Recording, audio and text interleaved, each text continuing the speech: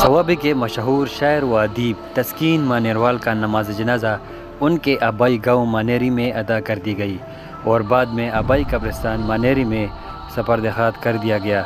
नमाज जनाजा में कसीर तादाद में शुअरा, सियासी और समाजी लोगों ने शिरकत की।